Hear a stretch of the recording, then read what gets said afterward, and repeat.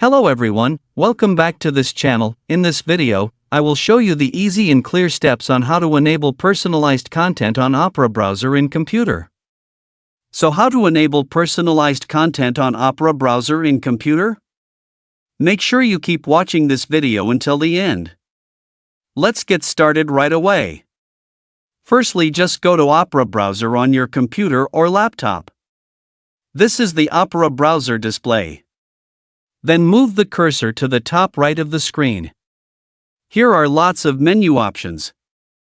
Then tap the three-line icon here. And a scrolling menu will appear like this, and scroll down. And tap the settings menu here.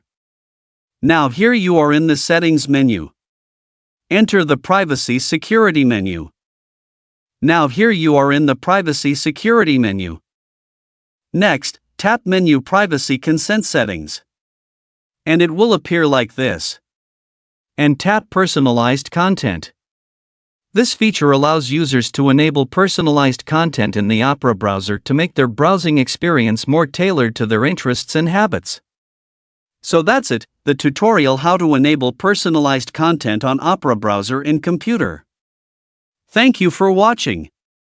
I hope this video is useful. See you in the next video.